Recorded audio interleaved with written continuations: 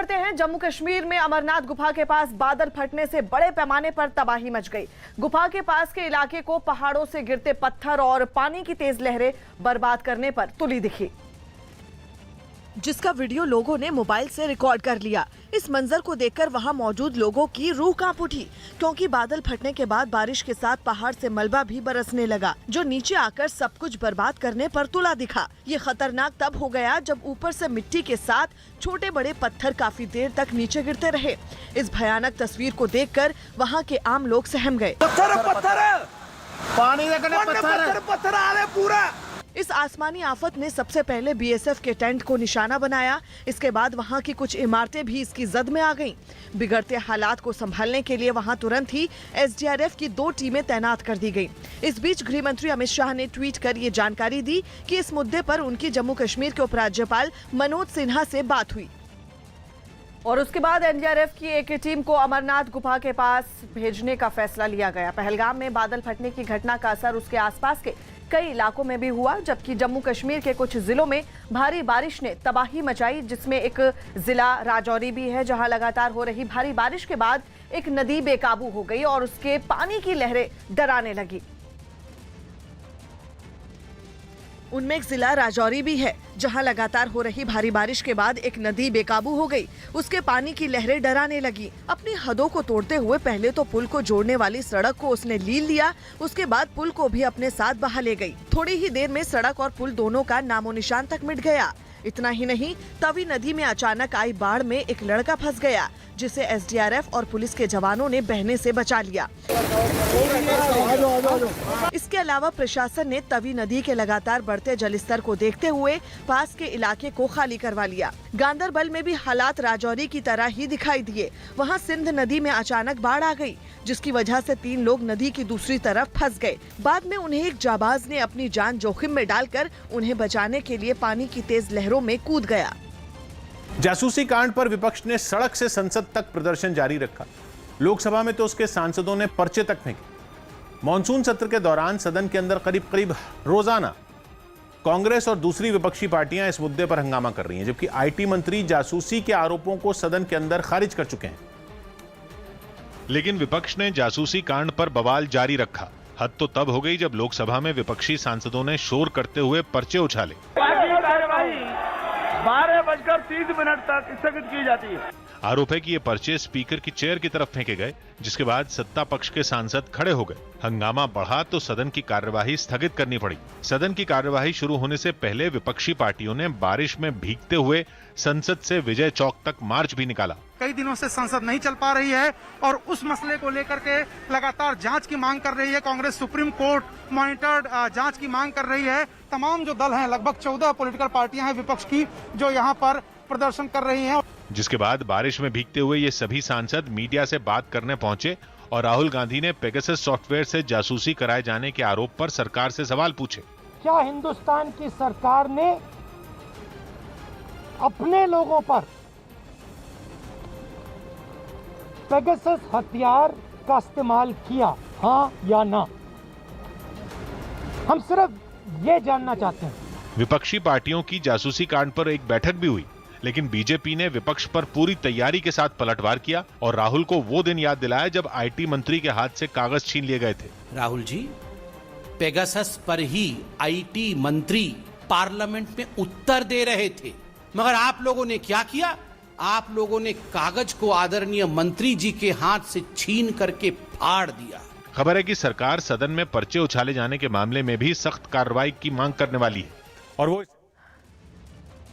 और इस वक्त की बड़ी खबर आपको बता दें, टोक्यो ओलंपिक से जुड़ी हुई बड़ी खबर। पुरुष हॉकी में भारत की शानदार जीत। भारत ने अर्जेंटीना को हराया और बड़ी खबर, अच्छी खबर, भारत ने अर्जेंटीना को 3-1 से हराया। पुरुष हॉकी में यह जीत हासिल हुई है, अर्जेंटीना को हराया। टोक्यो ओलंपिक से जुड़ी हुई बड़ी खबर आपको बता दें, पुरुष हॉकी में भारत की शानदार जीत। भारत ने अर्जेंटीना को हराया है।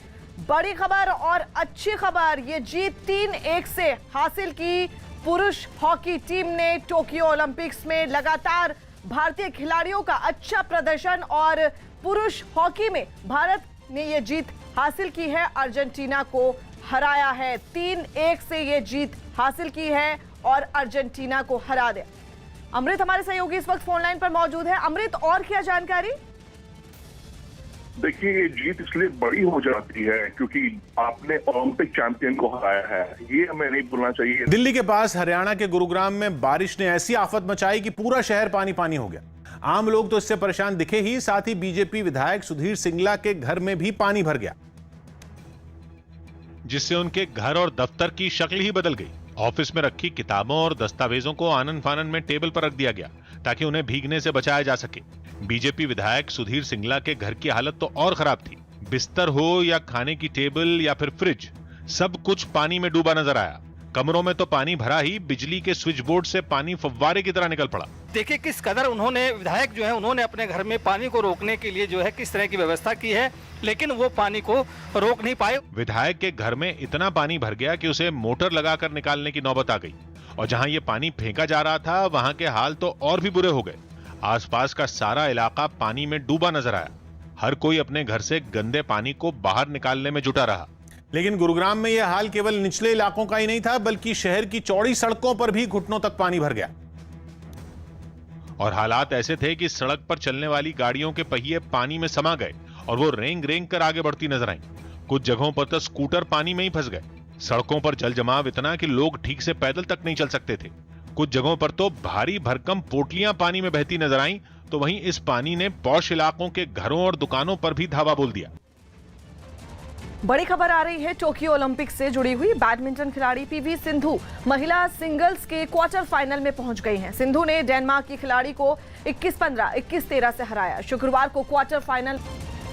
उत्तर प्रदेश की योगी आदित्यनाथ सरकार ने 2022 में सत्ता में वापसी के लिए सरकार के कामों को गिनाने की रणनीति बनाई है। इस नई रणनीति के तहत चुनाव की तैयारियों के बीच यूपी सरकार ने इरादे नेक काम अनेक नाम से एक बुकलेट तैयार की है। इस बुकलेट के पहले पन्ने पर पीएम मोदी और योगी की तस्वीर के साथ रामलला की तस्वीर छापी गई है।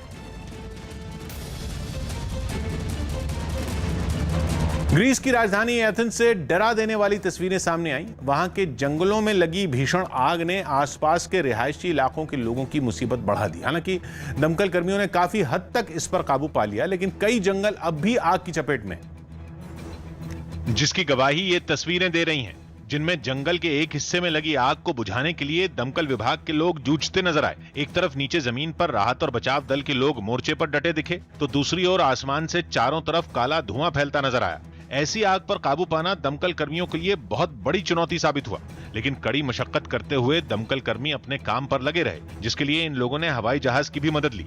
इस दौरान जंगल के ऊपर से उड़ता एक हवाई जहाज आग बुझाने वाले केमिकल की बौछार करता दिखा। कुछ हिस्सों में धीरे धीरे आग की लपटों का दायरा कम होता नजर आया। इस हादसे में जंगल के पास के कुछ मकान और गाड़ियां भी जलकर राख हो गईं, जिसके बाद आसपास के रिहायशी इलाकों को खाली करा दिया गया। राष्ट्रीय शिक्षा नीति के 1 साल पूरा होने के मौके पर आज प्रधानमंत्री मोदी छात्रों और शिक्षकों को संबोधित करेंगे। पीएम का संबोधन वीडियो कॉन्फ्रेंसिंग के जरिए शाम 4:30 बजे होगा। पीएम मोदी नीति निर्माताओं से भी बात करेंगे। वो इस दौरान शिक्षा क्षेत्र से जुड़े कई पहल भी करेंगे और प्रधानमंत्री इस दौरान एकेडमिक बैंक ऑफ क्रेडिट की शुरुआत भी करेंगे। आपको बता दें, भारत सरकार ने 29 जुलाई 2020 को राष्ट्रीय शिक्षा नीति की घोषणा की थी। केंद्र सरकार ने बैंक खाता धारकों को एक बड़ी राहत देने की तैयारी कर ली। न्यूज 18 के विक्रांत यादव की रिपोर्ट है कि मोदी कैबिनेट ने deposit insurance and credit guarantee corporation bill में संशोधन को मंजूरी दे दी, जिससे बैंक ग्राहकों को बीमा के तहत फायदा होगा। क्योंकि इस बिल के तहत अगर कोई बैंक बंद हो जाता है या यूं कहें कि डूब जाता है, तो उसमें जमा 5 लाख रुपए तक की रकम का बीमा होगा और यह रकम उन्हें 90 दिन के अंदर मिल जाएगी। पहले यह रकम 1 लाख रुपए थी। केंद्र सरकार संसद के इसी सत्र में यह बिल लाने वाली है। इंग्लैंड के स्टैफर्डशायर से हैरान करने वाला एक वीडियो सामने आया। वहां बारिश से बचने के लिए यूके के प्रधानमंत्री बोरिस जॉनसन को एक छाते से जूझता दिखाई दिया गया। बोरिस जॉनसन एक कार्यक्रम में शिरकत करने के लिए स्टैफर्डशायर पहुंचे थे, तभी वहां बारिश शुरू हो गई। इससे बचने के लिए प्रधानमंत्री बोरिस जॉनसन ने अपना छाता खोलना चाहा, लेकिन वो तेज हवाओं की वजह से पलट गया। इसके बाद वो उससे जूझते नजर आए। हालांकि कुछ ही देर में उन्होंने उसे सीधा कर लिया, लेकिन इस घटना को देखकर उनके आसपास बैठे लोग हंस पड़े। बोरिस जॉनसन के बगल में प्रिंस चार्ल्स भी बैठे थे, वो भी हंसने से खुद को नहीं रोक पाए। इसके बाद थोड़ी देर के लिए वहां ठहाके लगते रहे। हालांकि बाद में सब कुछ ठीक हो गया और कार्यक्रम के दौरान हो रही बारिश से प्रधानमंत्री छाते की मदद से भीगने से बच गए। बीजेपी ने यूपी चुनाव की तैयारियां तेज कर दी हैं। यूपी में 2022 की रणनीति पर दिल्ली में बीजेपी की बैठक का आज दूसरा दिन है। इससे पहले कल दिल्ली में यूपी के सांसदों की कॉन्स्टिट्यूशनल क्लब ऑफ इंडिया में एक बैठक हुई। इस बैठक में यूपी में 2022 में होने वाले विधानसभा चुनाव की तैयारियों और रणनीति को लेकर मंथन किया गया। बैठक में केंद्र सरकार की नीतियों को आम लोगों तक पहुंचाने के साथ ही सही ढंग से प्रचार प्रसार पर भी चर्चा हुई। आपको बता दें, यूपी में बीजेपी ने प्रधानमंत्री मोदी के निर्देश पर जनता से आशीर्वाद लेने की योजना तैयार की है और इसके लिए बीजेपी राज्य में आशीर्वाद यात्रा निकालेगी। आशीर्वाद यात्रा केंद्रीय मंत्रिमंडल में यूपी से शामिल किए गए नए मंत्री निकालेंगे, जो 4-4 लोकसभाओं से होते हुए अपने संसदीय क्षेत्र में जाएंगे और इसके साथ ही विधानसभा चुनाव में सभी सांसदों से बढ़ चढ़कर हिस्सा लेने को भी कहा गया है। केंद्रीय मंत्री एसपी सिंह वघेल साहब आज सांसदों की मीटिंग हुई, 3 क्षेत्रों के सांसद बुलाए गए, तो जन आशीर्वाद यात्रा की बात हुई है। किस तरह से यात्रा निकलेगी, कौन निकालेगा? बहुत सारी बातें हुई हैं, बहुत सारा काम मिला है। आगामी 2-3 महीने तक की कार्य योजना जो बनी हुई थी वो सूचनार्थ हम लोगों को बताई गई है। मेरा सौभाग्य है कि इतनी महत्वपूर्ण मीटिंग और जिसमें राष्ट्रीय अध्यक्ष जी, प्रदेश अध्यक्ष जी, प्रदेश प्रभारी जी, माननीय मुख्यमंत्री जी, संगठन महामंत्री उत्तर प्रदेश, संगठन मंत्री जी और 39 MLA लोकसभा और राज्यसभा के सांसद लोग रहे, जिसमें पश्चिम क्षेत्र और कानपुर क्षेत्र और ब्रज प्रांत के सांसदों ने लिया। एक लंबा काम MLA, MP और कार्यकर्ताओं को बताया गया। हम लोग संपर्क में रहेंगे। उसमें केवल आशीर्वाद जन यात्रा नहीं है और PDS से लेकर के और तमाम कल्याणकारी योजनाओं से लेके, वैक्सीनेशन से लेके तमाम चीज़ों का निर्देश दिए गए हैं, वो हमें करना है। आप भी नए मंत्री बने हैं, तो किस तरह से आशीर्वाद यात्रा के चुनावों की दृष्टि से पूरे देश भर में ये यात्रा जाएगी या उसका कोई स्पेसिफिक रीजन एरिया है? नहीं, अपने अगल बगल की 4 लोकसभाएं, 3 लोकसभाएं करते हुए अपनी लोकसभा में जाना चाहिए और होना भी चाहिए। दिल्ली से ही अगर जाएंगे तो रास्ते भर कार्यकर्ताओं से मुलाकात हो जाएगी, दुख सुख की बातें हो जाएंगी। उनका 16, 17, 18 अगले साल होने वाले विधानसभा चुनाव पर चुनाव आयोग ने बैठक की। चुनाव आयोग की एक बैठक हुई जिसमें अगले साल यूपी और पंजाब समेत 5 राज्यों में होने वाले विधानसभा चुनाव की तैयारियों पर चर्चा हुई। टोक्यो ओलंपिक्स में मुक्केबाज पूजा रानी ने जीत के साथ क्वार्टर फाइनल में जगह बना ली, जबकि बैडमिंटन खिलाड़ी बी साई प्रणीत और तीरंदाज तरुणदीप राय अपने अपने मुकाबलों में हार कर ओलंपिक से बाहर हो गए। दिल्ली के गफ्फार मार्केट की MCD मार्केट जल्द बंद होगी। बताया गया कि यह कदम इसलिए उठाया गया क्योंकि मार्केट की बिल्डिंग जर्जर हो चुकी है और उसे तोड़कर उसकी जगह अब नई बिल्डिंग बनाई जाएगी। इसके लिए सभी दुकानदारों को अपनी दुकानें खाली करनी होंगी, जिसके लिए उन्हें 10 दिन का वक्त दिया गया। ये गफ्फार मार्केट की MCD मार्केट है। बिल्डिंग पर IIT रुड़की ने एक सर्वे किया था और बताया था कि बिल्डिंग की हालत बहुत जर्जर है, किसी भी वक्त जो बिल्डिंग है ये गिर सकती है। MCD के इस फैसले पर वहां के दुकानदारों ने नाराजगी जताई। अभी तो 40 साल ही हुए हैं, 100 साल की लीज है, इतनी जर्जर हालत में नहीं है। ठीक है, थोड़ा सा प्लास्टर, थोड़ा सा रिपेयरिंग मांगती है। वहीं दुकानदारों के हक में आम आदमी पार्टी भी मैदान में कूद पड़ी। MCD गुंडागर्दी पे उतरी हुई, लीज का बड़ा हिस्सा भी बचा है। हालांकि MCD ने दुकानदारों को भरोसा दिया कि उनके साथ अन्याय नहीं होगा। कितने दुकानदार हैं जिन्होंने अपनी लीज दे रखी है, पूरे पैसे दे रखे हैं, उतना ही उसी लेवल पे उनको दुकान दी जाएगी। गुजरात में अभी 1ली से 8वीं क्लास तक के स्कूल नहीं खुलेंगे। कोरोना की तीसरी लहर की आशंका को देखते हुए अब इस पर सितंबर में कोई फैसला लिया जाएगा। हालांकि अगस्त में वहां तीसरी से 8वीं क्लास तक की परीक्षा छात्रों को घरों पर ही देनी होगी। इस परीक्षा के बाद बच्चों की कॉपी उनके माता पिता को खुद स्कूल पहुंचाने की जिम्मेदारी दी गई। मुंबई पुलिस ने अपने पूर्व पुलिस कमिश्नर परमबीर सिंह पर लगे भ्रष्टाचार के आरोपों की जांच के लिए एक SIT बना दी। मुंबई के एक पुलिस वाले ने परमबीर सिंह समेत 6 अधिकारियों पर 15 करोड़ की अवैध वसूली का आरोप लगाया था। नए स्वास्थ्य मंत्री मनसुख मांडविया ने स्वास्थ्य मंत्रालय के दफ्तर में हर मंजिल पर एक आइडिया बॉक्स लगवाया।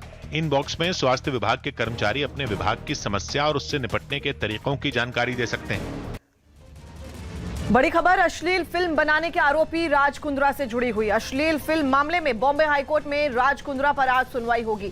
अपनी गिरफ्तारी को अवैध बताते हुए कुंद्रा ने कोर्ट से राहत मांगी थी। इससे पहले किला कोर्ट कुंद्रा की जमानत अर्जी खारिज कर चुकी है। ऐसे में सवाल यह है कि क्या कुंद्रा को राहत मिलेगी। वैसे राज कुंद्रा की मुश्किलें कम होने का नाम नहीं ले रही। उनकी न्यायिक हिरासत 14 दिन तक बढ़ा दी गई है। मुंबई की क्राइम ब्रांच लगातार इस मामले की जांच कर रही है और आए दिन इस केस में नई जानकारियां सामने आ रही हैं। पंजाब के होशियारपुर से रोंगटे खड़े कर देने वाला एक वीडियो सामने आया। वहां कार के एक शोरूम में घुसकर कुछ लोगों ने जमकर मारपीट कर दी। आरोप है कि हंगामा करने वाले लोग एक कांग्रेस नेता के समर्थक थे, जिन्होंने उस शोरूम में घुसते ही डंडों से तोड़फोड़ कर दी। पहले वहां खड़ी 2 कारों को उन्होंने निशाना बनाया और उनके शीशे चकनाचूर कर दिए। इसके बाद वो लोग अंदर वाले कमरे में दाखिल हुए, जहां कुछ लोग बैठकर आपस में बातचीत कर रहे थे। तभी टी-शर्ट पहने एक आदमी सोफे से उठ गया। उसे बाहर हो रहे शोरगुल का अंदाजा हो गया था। उसने टेबल पर रखा एक ग्लास उस दरवाजे पर मारा जहां से वो लोग अंदर आ रहे थे। यही नहीं, अपने बचाव में उसने वहां रखी एक दूसरी टेबल उठा ली और उनसे भिड़ गया। लेकिन वो लोग उस कमरे में दाखिल होते ही बातचीत कर रहे लोगों पर टूट पड़े। इस बीच एक बुजुर्ग किसी तरह वहां से बाहर निकल गए। इसके बाद सफेद शर्ट पहने एक दूसरा आदमी भी मौका पाकर उस कमरे से भाग निकला। तभी टी-शर्ट पहने आदमी ने खुद को एक कमरे में बंद कर लिया, जिसके बाद मारपीट कर रहे लोगों ने उसे खींचकर बाहर निकाला और फिर डंडों से खूब पीटा। उनमें एक आदमी टेबल पर चढ़ गया और एक मशीन को उठाकर उस पर फेंक दिया। इसके बाद वो लोग वहां से चले गए और उनके बाहर निकलते ही शोरूम में मौजूद लोगों ने पुलिस को खबर की। बताया गया कि शोरूम के मालिक को इस हमले का अंदेशा पहले से था और इसलिए उसने पुलिस से सुरक्षा की मांग भी की थी। लेकिन उससे पहले ही ये वारदात हो गई। हमले में टी-शर्ट पहने आदमी को काफी चोटें आईं। डंडों के वार से उसका सिर भी फट गया। आरोप है कि घटना की जानकारी देने के काफी देर बाद वहां पुलिस पहुंची। हालांकि पुलिस ने इससे इनकार करते हुए आरोपियों के खिलाफ जल्द कार्रवाई का भरोसा दिया। बाद में घायल हुए उन 2 लोगों को अस्पताल में भर्ती करवाया गया। और इस वक्त की बड़ी खबर टोक्यो ओलंपिक्स से एक और बड़ी खबर आ रही है। वहां तीरंदाज अतानु दास ने भी जीत दर्ज की है। अतानु दास ने चीन के खिलाड़ी को हराया है। बड़ी खबर आपको बता दें, भारतीय तीरंदाज अतानु दास ने जीत दर्ज की है।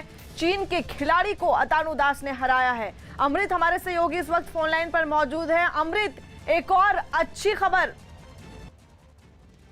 राज कुंद्रा और शिल्पा शेट्टी की मुश्किलें कम होने का नाम नहीं ले रही। अब एससीबीआई ने इन दोनों पर शिकंजा कस दिया है। एससीबीआई ने शिल्पा शेट्टी, उनके पति रिपुसुदन कुंद्रा उर्फ राज कुंद्रा और उनकी कंपनी वियान इंडस्ट्रीज पर 3 लाख का जुर्माना लगाया है। मामला 2015 का है, जब शिल्पा शेट्टी वियान इंडस्ट्रीज की मालिक थी। इनसाइडर ट्रेडिंग नियमों के उल्लंघन की वजह से इन पर यह जुर्माना लगाया गया है।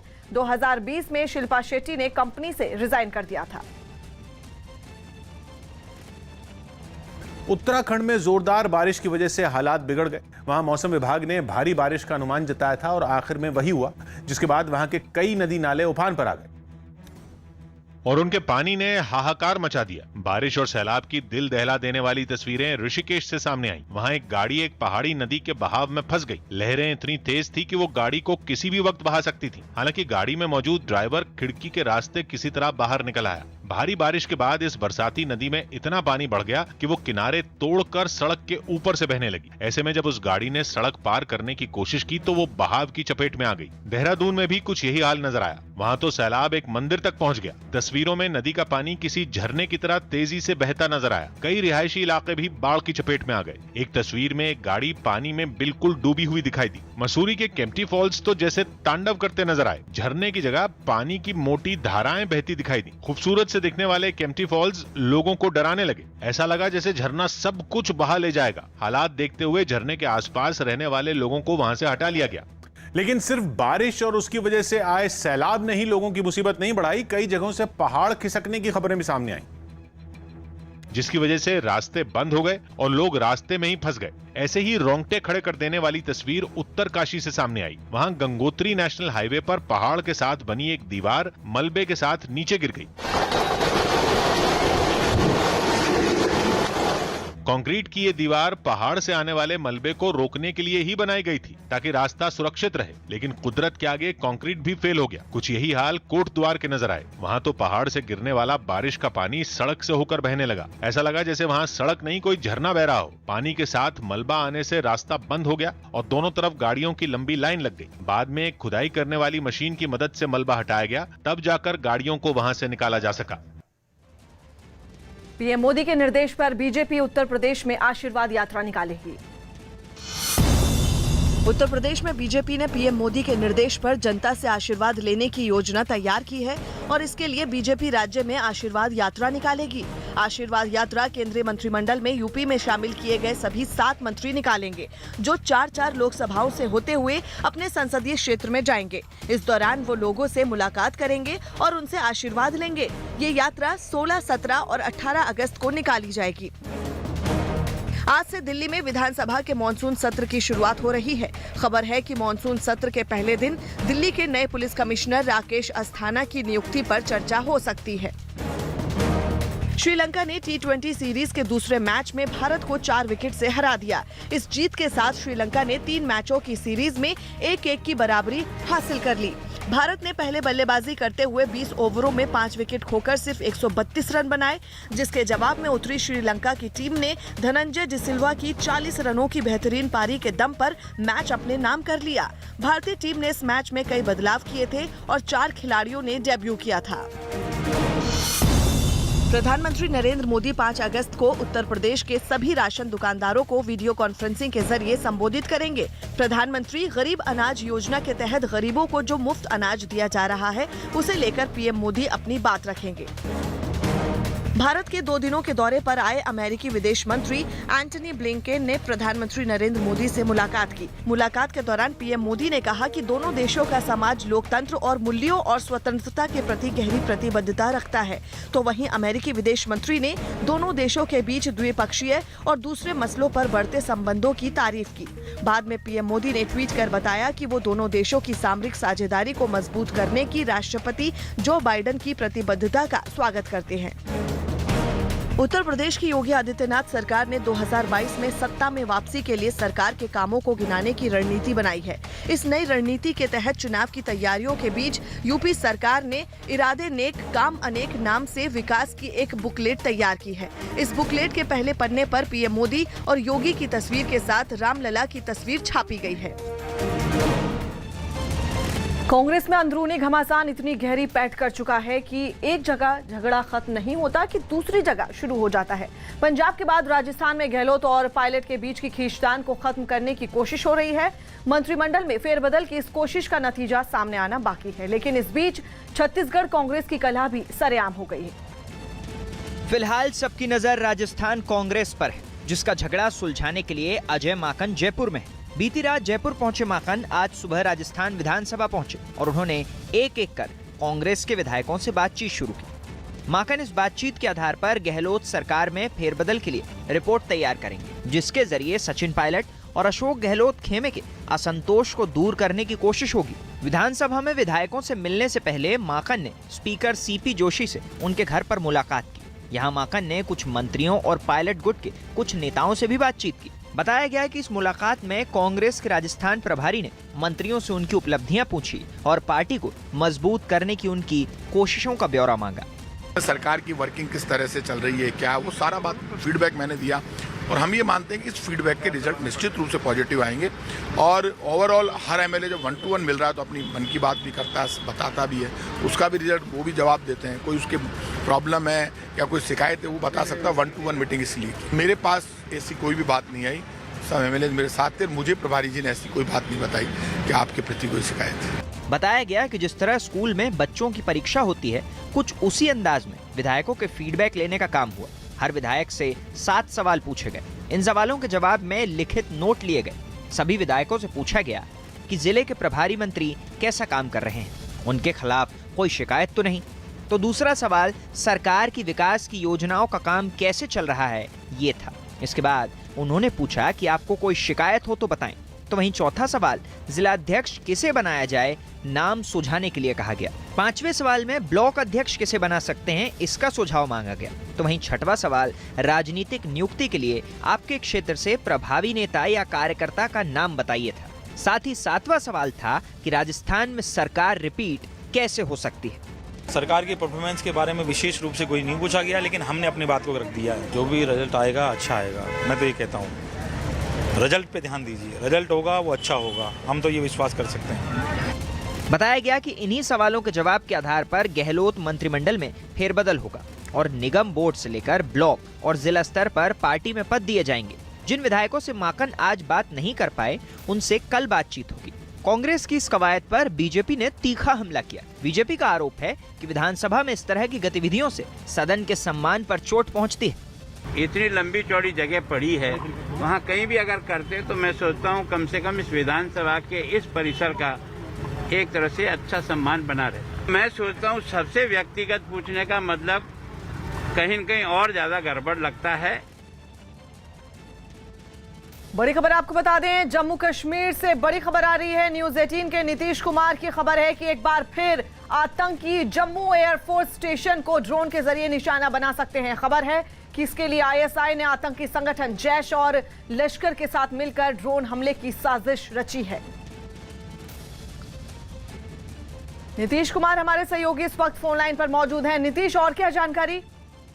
देखिए, जो खुफिया सूत्रों के हवाले से जानकारी मिल रही है, ड्रोन के जरिए एक बार फिर से जम्मू के एयरफोर्स और आर्मी इंस्टॉलेशंस को निशाना बनाने की साजिश रची है। आईएसआई, जैश और लश्कर ने नौशेरा और छंब सेक्टर है जो एलओसी के करीब, उससे हमले के लिए लश्कर और जैश का एक बड़ा ग्रुप घुसने की तैयारी में है।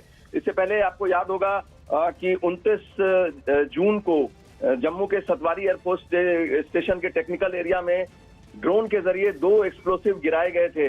हालांकि बहुत ज्यादा नुकसान नहीं हुआ था, लेकिन वो पाकिस्तान की साजिश बाद में पता चली थी, उसके फुटप्रिंट्स मिल रहे थे।